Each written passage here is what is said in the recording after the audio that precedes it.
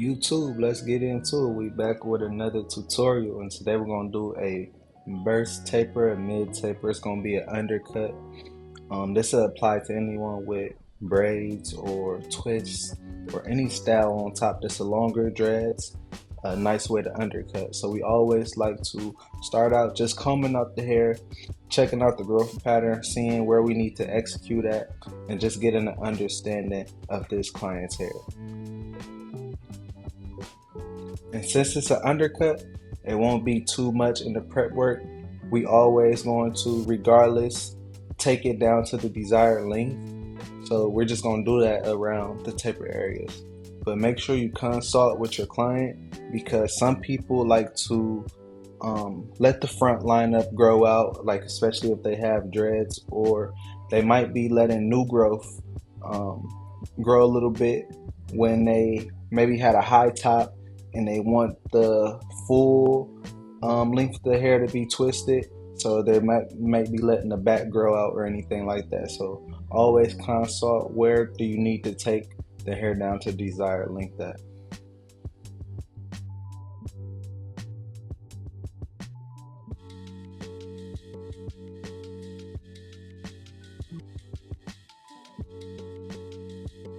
You always want to comb. You want to make sure you have good separation of the laid down hair opposed to the hair that's tied up into the twist, because you don't want to start thinning someone's hair out, especially on dreads.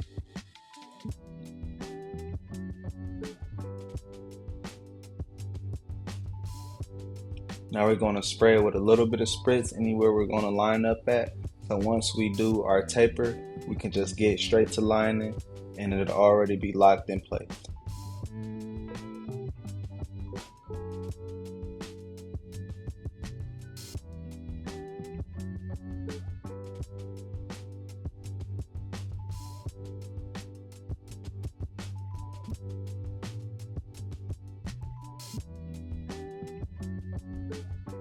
You want to brush that down too, just to lock it in and spread it throughout that hair.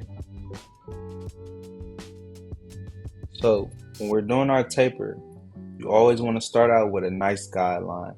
And we're using reference points from the top of the ear to about the edge of the eyebrow, just so we can get that uh, same thing and make it symmetrical onto the other side.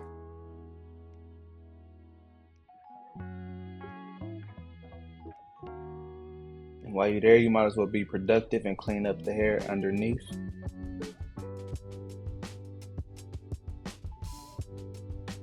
So we just put a little shaver on there just to make it a little smoother underneath. Not everybody can use a shaver, so just be mindful. And now for our first guideline, we're starting with the lever open. And immediately after we open it up about a ½ inch to a centimeter, we want to leave, and that's because we want to leave space. I was just pointing out that you want to leave space for that C cup to still be dark. So you don't want to go up too high with this lever open, because this is actually where the most important part of the fade is. This is actually where you will start to see that transition from that top guideline. So we'll immediately close up the clipper and work our way at that bottom guideline that we set in with our trimmer, and just gradually work our way up. So after we go fully closed, we're going to go half, and we're going to flick up to the top line.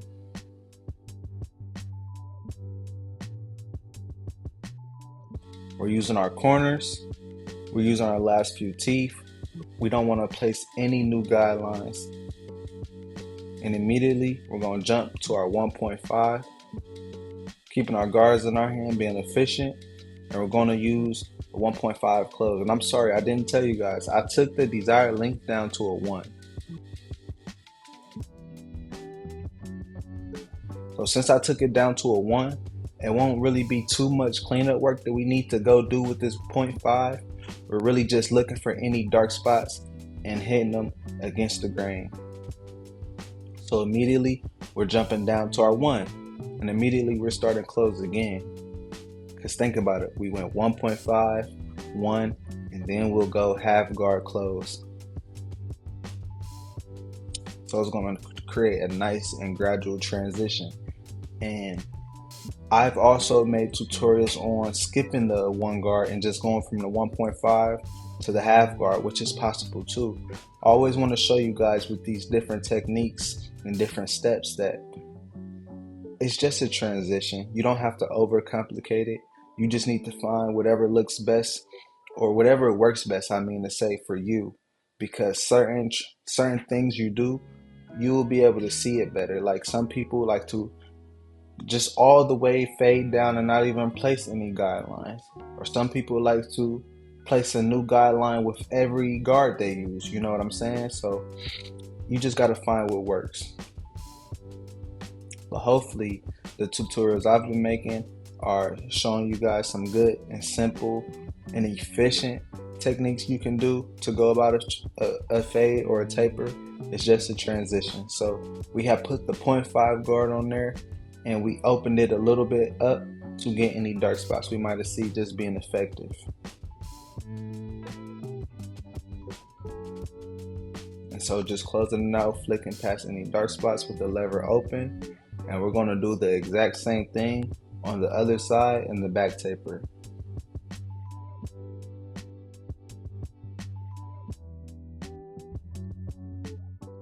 And it's all coming together. That didn't take but probably 2-3 minutes. So it really doesn't even need to take that long. It's just about understanding your process and being efficient working it.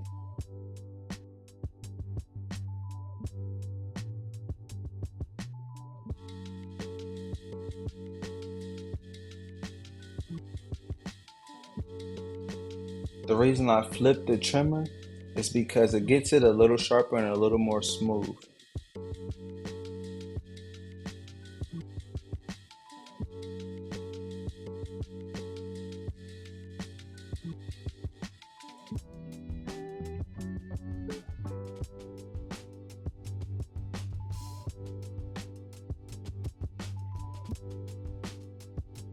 Stretching the skin to make the comb of the blade be able to slice through the hair easier. You will notice sometimes, especially people with like a softer skin, I don't know if that's the right terminology, but the skin will constantly move while you're trying to execute your fade. So to get around that, a good thing to do is just make sure you're stretching the skin.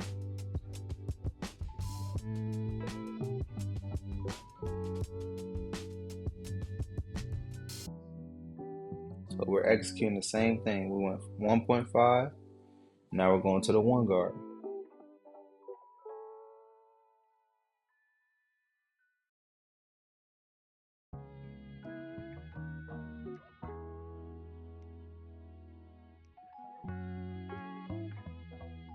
Using our corners, breezing past that top guideline. All we're doing is slowly, gradually, just knocking it down a little bit,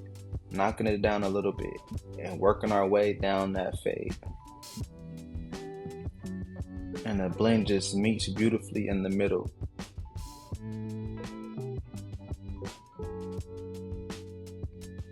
You see, it's very simple.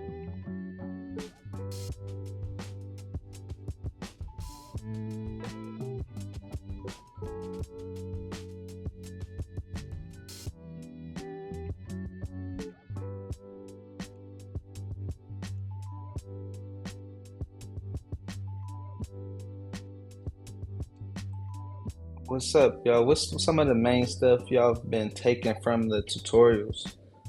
Whether it's the taper processes or whether it's the lineup processes or the mind frame on the preparation and breaking up the haircut into different parts. Let me know what y'all have been enjoying the most from these tutorials.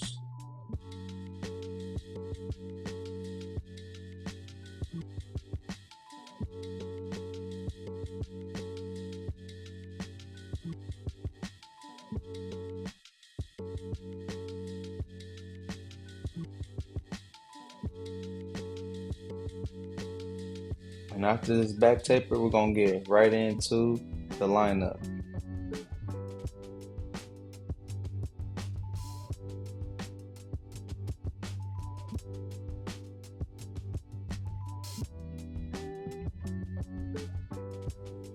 So with the lineup, the spritz is already prepped for us to execute.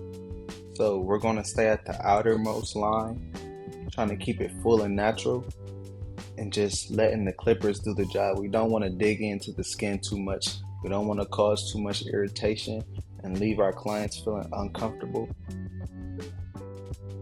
We're using our corners, and I'm using my hand placement as balance, kind of to work around the corners of the ear, or work around the edges of the ear with my corners.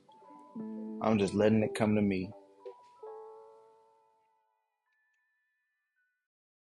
And not being too cosmetic with your lineups is what will keep clients coming back, because the haircut will last the longest when you're not causing too much new growth from digging in too much when you don't even have to.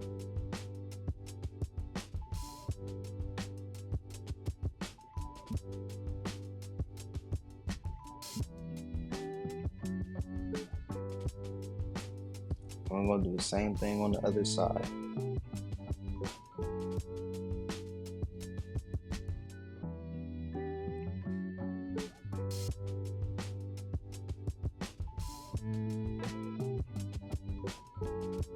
Combing as we line up to remove any excess hair, and also to see the lines that we're placing and see any overhanging hair.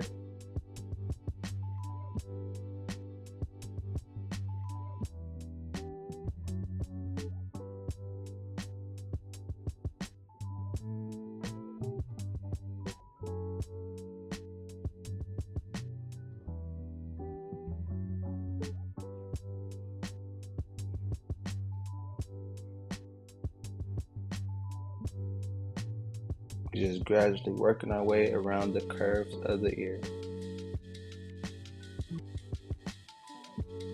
This is honestly a point that will kind of take a little while to get used to. I know when I first started, it was kind of like uncomfortable trying to operate that part and not go too far up into the ear or whatever, but just take your time with it. Use your pinky finger or your other fingers as leverage to be able to hold your trimmer steady, and just naturally let the clipper do its job.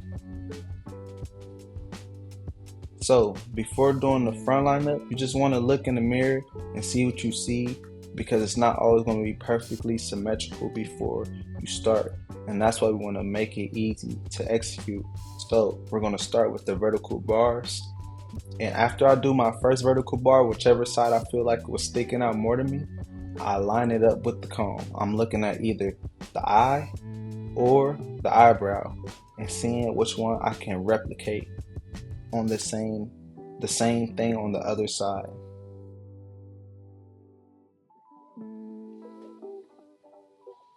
And you'll see once we put both those vertical bars, the lineup will tell us exactly where it wants to go. So now I'm just going to start in the middle, and I'm going to gradually just walk that clipper to the side. I'm not in no rush here, because I don't want to make a mistake that's going to make me have to spend twice as long trying to fix and correct it. I'm just going to naturally let the haircut come to me by executing the steps.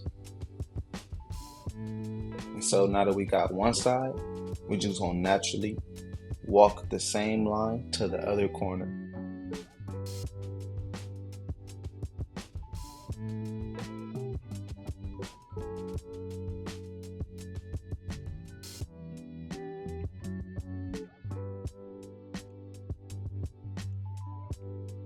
Notice how we're using references for everything. You can't necessarily just freestyle your way to a good symmetrical haircut. You can after some time, but to make it easy, why not use references? The eyebrows, the ears, all that stuff can be used to your benefit. And we're working our way off that top line, and we're just placing a natural C, because we want everything to be uniform. We don't want to be too cosmetic at all. and we're going to place the bottom line and just meet the two in the middle. So we put the top reference, we put our bottom reference at the outer edge of that hair growth, and we're just meeting the two with a nice natural curve. What this allows you to do is not be so robotic and adjust to every client's hair pattern, because not everybody's C cup is going to be the same. Not everybody's front line is going to be the same.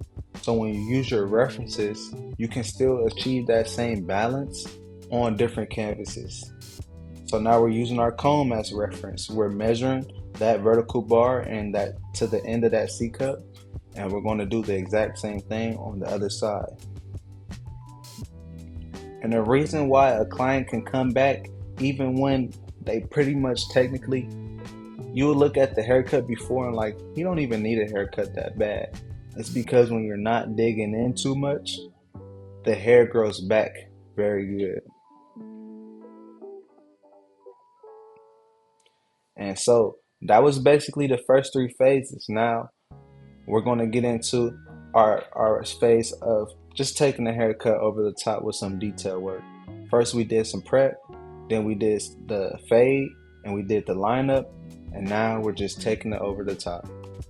So with the enhancements, you don't want to spray it too black and make it look too, phony, but you just want to naturally enhance what you already did with a nice pop. And notice when I spray, I'm contouring to the lines that I already put, the fade that I already have on there.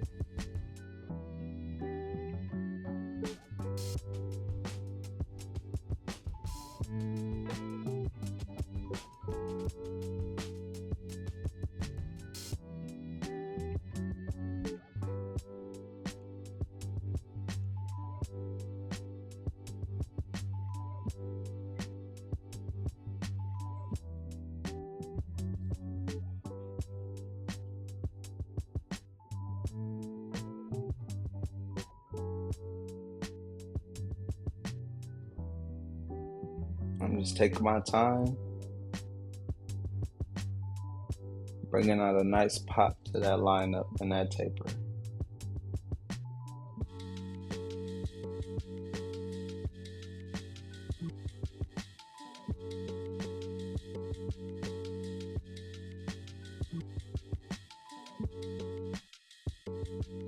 And after I put the enhancements, I just spray a little bit of holding spray just to lock it in place, and I just sharpen up that line, and we're really bringing it out with a little bit of pencil with the razor work, and that's going to set it over the top. We're going to go back and touch up the tapers, but that's a clean cut and it's coming together. Like I said, I always want to promote clean haircuts that's balanced and achieved efficiently.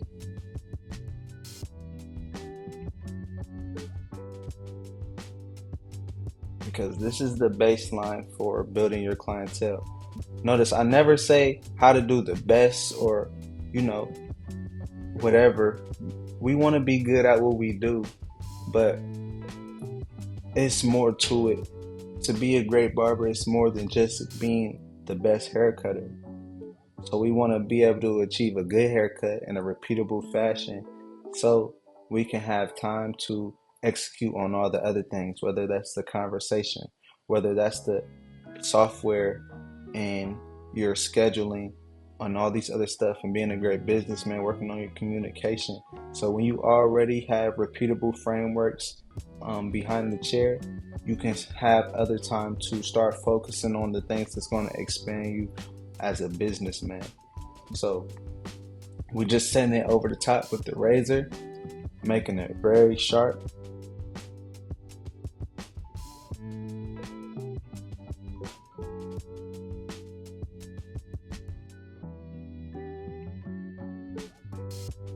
And it's all coming together.